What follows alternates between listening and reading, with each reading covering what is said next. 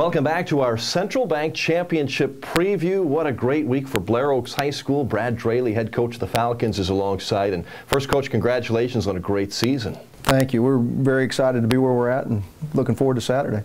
Saturday is the big game. 2:15 scheduled start down at the Dome, but it wouldn't have happened if you didn't get past Holden last week. Tell me, what was the feeling like when you wrapped it up and you get another trip to the Dome with that semifinal win? You know, it's pretty exciting, and it's always special no matter, what game you win, but when you see the excitement on the seniors' faces and watch them realize that their dream has come true, that's a pretty big deal. That was not an easy win. You were ahead, seemed to have it in hand, and then you let them back and forth, but you never let up the lead, and I guess you always had it.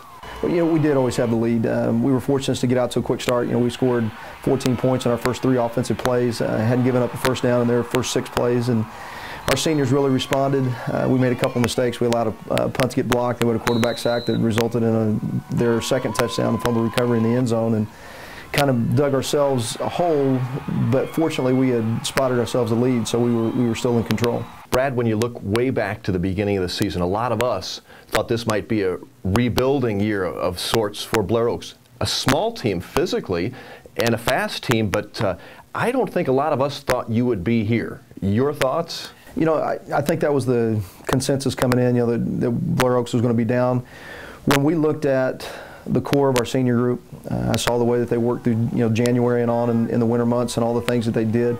I felt like we had a chance to be good if we could solidify our offensive line. That was going to be our big question mark. We felt like with Daniel Castillo and Eli Roberts and Derek Otto that we had the ability with skill kids to do some special things if we could get those kids to come around, and they've really come around. Would you call this an overachieving team? I don't know about overachieving, but they've definitely achieved what they wanted to. They worked extremely hard to do it. From an outside standpoint looking in, you could probably say that, but our expectations were very high even back in January. When you look back at this season, was there a point, a game, a time when you knew that, okay, we're going to go, this is our team? There were a couple things. I saw some of it when we were at team camp this summer, and I saw Derek and Eli run the ball, and I saw how physical that they were and how quick. When you see your kids all the time, you don't realize how fast they are. Then you put them into competition and you watch them run away from kids, and you think, okay, we got a chance. And obviously Daniel's done what he's done, and then Eli gets hurt, and we kind of fight through that point, and then the next big thing for me was the second half of the California game. It's kind of funny to say that in a loss, but I watched our kids respond. I watched them compete. I watched them bow their neck. We jumped into our double tight stuff, which is what we thought we would get to. We just having a hard time getting there because of the injuries with Eli Roberts, and as he's gotten healthy, we've just gotten better and better, and our offensive line has improved tremendously since that time. How about Clark County? What a huge game that was. Undefeated team coming in here, and key plays to win that game. There were several things. I felt like the play of our defense in the first quarter and in the second quarter. We gave up field position, and they just kept coming after us, and our kids kept making stops and making plays. We forced a field goal that they were hoping to be a touchdown. We forced a field goal. Felt like they had momentum, and then Ashton Mawson had a huge kickoff return to turn the momentum on our side. And in the third quarter, our kids came out and really established themselves physically. Brad, it's Thanksgiving week, and you're one of the few teams practicing, which is a great thing, but you have to adjust the schedule a little bit because we got family time and so forth too. We practice early in the morning. We went from 7 to 9 a.m. so the kids would have an opportunity to go spend time with their families. And you mentioned it there. The thing that we tried to preach to the kids was there's only 2 of us getting a chance to do this in Class 2, and so it's a privilege and an honor, and have fun and enjoy the moment.